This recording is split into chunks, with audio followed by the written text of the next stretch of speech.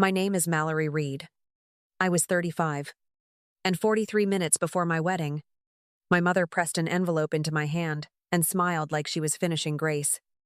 Inside was a check for $30 and a folded note in her alteration shop handwriting for last-minute wedding extras. We assumed Colin's side was handling the major things. Paige Dawson, my maid of honor, looked from the paper to my face and breathed. She brought that to you today. And the room went still. I read the note twice because the money barely registered. It was that last line, major things, that slid in clean and cold where I would feel it all night. My parents had spent freely on Brooke Reed's wedding years earlier. And now my mother handed me a number so careful and a message polished enough to pass for kindness. Paige touched my wrist and murmured, "You don't have to carry that into the ceremony." But I slipped the check and note into my clutch because I knew I would. I didn't know what Colin Pierce had planned for the reception, only that he had kissed my forehead, tapped my clutch once, and told me, "Keep anything they give you." At the time, I thought he meant a card, maybe a keepsake. Something ordinary people save when a wedding day behaves the way wedding days are supposed to. Instead, I stood there in the dress I had paid for and altered myself, holding a $30 lesson in my hand, not knowing my husband had already built the answer.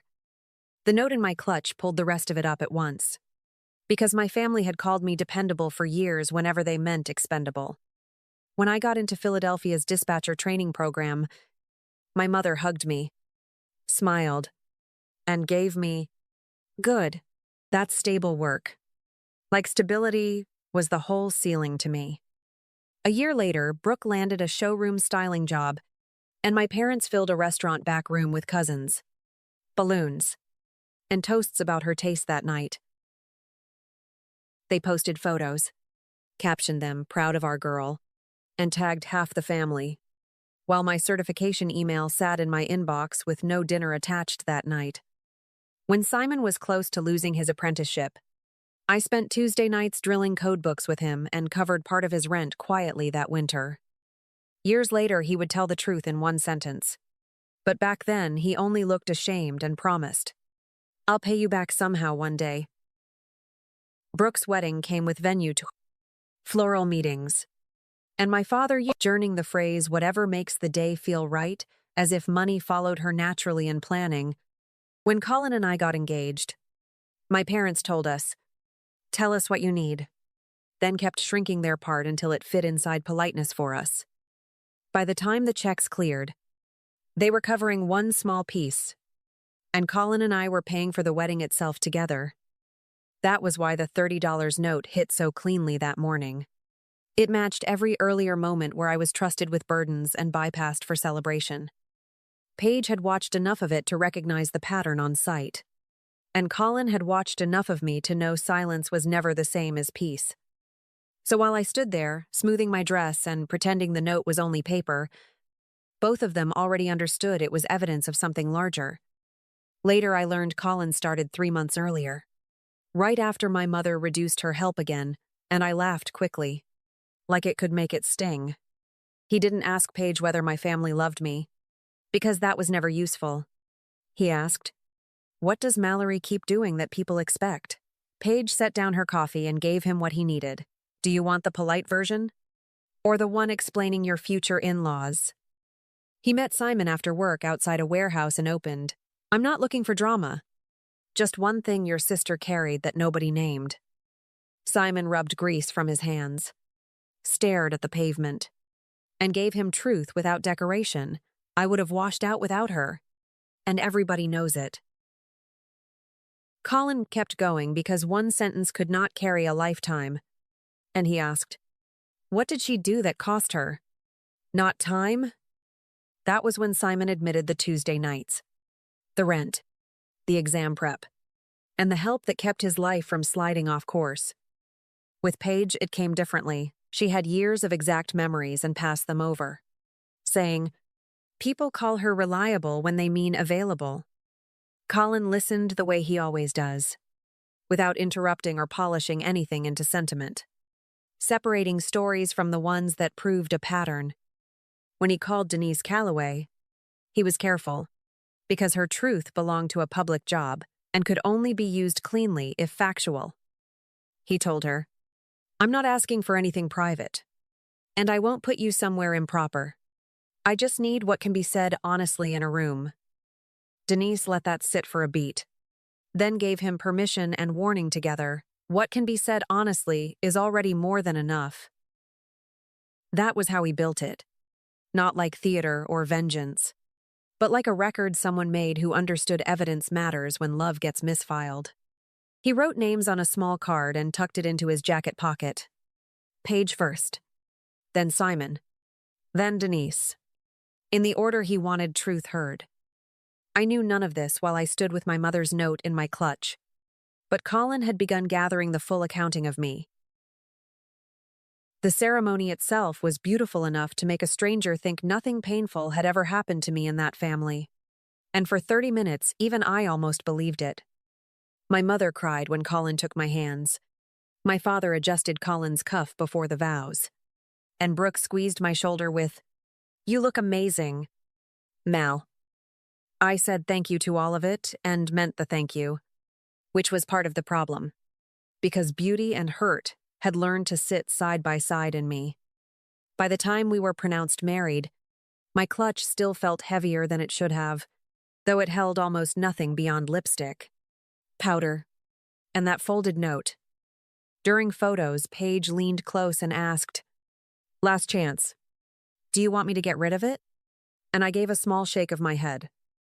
I had stopped mistaking disposal for resolution a long time earlier. So I kept smiling for the camera and kept the evidence. At the edge of cocktail hour, Colin found me near the bar, looked once at my face, then at the clutch in my hand, and understood everything. He brushed his thumb over my knuckles and gave me, "Keep it with you," in the same tone he would use for house keys, passports, or anything irreplaceable. I searched his face for the reason and found only steadiness there, which was enough to make me hold on tighter. The room moved the way wedding rooms always do, with cousins laughing too loudly, glasses clinking, and older relatives turning sentiment into performance before dinner was even served. Brooke drifted past with a champagne flute and a bright voice and said, "Mom was so relieved Colin's side handled the bigger wedding costs."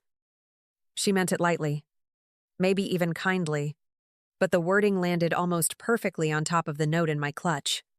Like a second copy, read aloud. Paige heard it too, because her mouth tightened in that small exact way it did when something crossed from rude into useful. She leaned in after Brooke moved on and murmured, "They're already building their version while the flowers are still up." I didn't answer because she was right. And because the thing about a family narrative is that it always sounds smoothest when nobody interrupts it. A little later, I passed behind my mother and caught her telling one of my aunts. We made sure to help where it counted, and these two wanted something simple anyway. There it was again. The same polished reduction. Not cruel enough to challenge in public without looking ungrateful, but precise enough to shrink me right inside my own wedding. I stopped moving when I heard it. And across the courtyard, Colin turned at the exact same moment, like he had felt the sentence land from across the room. He came over slowly, not hurried, not theatrical, and asked, "You heard that too?" Which wasn't really a question and didn't need an answer. Paige joined us with the expression of someone watching a door lock into place, and Colin glanced once between us before saying, "Good." I almost laughed at that, because it was such a strange word for the feeling in my chest. But then I realized he meant the evidence, not the wound. So I stood there in my own reception with my husband on one side, my oldest friend on the other, and my mother's note still folded where I had left it. Dinner was about to begin. The candles were lit, and every table looked warm, generous, and expensive enough to fool the eye. Under all of it, the real pressure had finally surfaced, and for the first time all evening, I knew I was not the only one carrying it. When dinner cleared and the courtyard settled into that hush weddings always reach before a first toast, Colin stood with his glass and looked at me before anyone else there. Then he turned to the tables and opened with, "I could thank everyone for coming, but tonight I need to be more accurate than polite. For once here tonight together." The word accurate changed the whole room, because it made what followed sound less like sweetness and more like a correction that had waited long enough already tonight. He brought Paige up first with, "Start where people stop seeing her." And my maid of honor rose like she had already been carrying this truth for years alone. She gave them, "The easiest way to use Mallory is to call her dependable, because dependable sounds respectful while you hand her the heavier end every time anyway." Then Paige named the weekends, the rides, the paperwork, and the favors, and finished with, "She made your comfort look natural because she never charged interest once. Ever." When she sat, Colin called Simon, and my brother stood like a man who hated being visible, but hated lying in public even more than that tonight. He kept it plain and gave them, "I'm still in my trade because my sister kept me there when I was close to losing it entirely myself before." Then he laid out the Tuesday nights, the exam books, the rent money, and the line that split me open, "She helped me before I deserved help from anybody." By then, my father was staring at the tablecloth like he might find another version of the evening inside it. And Brooke had stopped moving completely beside him too now. Colin turned to Denise Calloway, and when she stood, the room recognized a different kind of witness before she had spoken a single word into that room tonight. Denise kept it clean and factual. Mallory trains new dispatchers, takes the calls people remember for years, and stays clear when seconds stop being generous around everyone listening. She let that settle, then added, "Inside our department, people know exactly who keeps difficult nights from becoming worse. And nobody could reduce that to family sentiment anymore tonight." Only then did Colin step back in and give them, "I didn't marry a woman who needs applause to exist. But I did marry one people made smaller for years." He looked at me, then at the room, and finished, "I'm not willing to start our marriage by helping that continue in front of everyone here tonight. Altogether." I stood before I planned to, pulled the folded note from my clutch, and held it up where every table could see what had been handed to me so clearly. I did not read it aloud or name the amount. I only gave them, "The number isn't the point." The message was, and I heard it clearly today too. Then I set the paper beside my plate and finished. Colin didn't give me a new worth tonight. He refused to let the old lie stand in public here today. My mother called 4 days later and skipped her usual soft landing, which was how I knew the ground had finally changed under all of us. She opened with, "I have been replaying that note in my head." And for once there was no ribbon on the sentence. Nothing arranged to make it prettier than it was. I listened long enough to hear the rest, which came slower and heavier. I thought I was being helpful, and I was being small instead. My father did not call. He sent an email the next week, 3 sentences long, stripped down enough to sound like him at last. It read, "I misread what support looked like. I have done that for longer than I want to admit. I am sorry." Brooke waited almost a month, then reached me on a Sunday evening with, "I kept thinking silence meant you were fine. And now I know silence mostly meant you were carrying it alone." Simon changed in the most visible way, because once he had spoken once, he stopped retreating behind everybody else's comfort after that night. At the next family dinner, when my mother started to gloss a story in Brooke's direction again, he cut in with, "Mallory handled that, not Brooke." It was a small sentence by any outside measure, but inside my family it landed like furniture being moved in a room nobody had touched in years. Colin and I bought our row house in Philadelphia 8 months later with the savings we had built ourselves, line by line, before anyone started revising history. One afternoon while we were unpacking the office, I found the note and check tucked inside the same clutch and held them longer than I expected.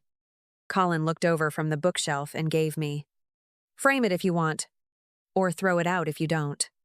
And I chose the frame because clarity had earned a place.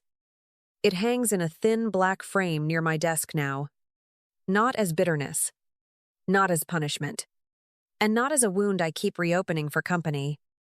It stays there because that was the day the old story failed in public. And because my life did not get better when everybody changed overnight, it got better when the evidence was named. The room heard it, and I stopped needing anyone's permission to believe what it meant. If this story stayed with you, thank you for listening all the way through. I hope wherever life has underestimated you, you still find people who see you clearly, love you honestly, and make room for your peace. If that meant something to you, you're always welcome here. Thank you for staying with me through this story. I hope wherever life has overlooked you, you still find love that feels steady, truth that feels clean, and peace that finally feels like home. If this meant something to you, stay close, take care of yourself, and know you are seen here.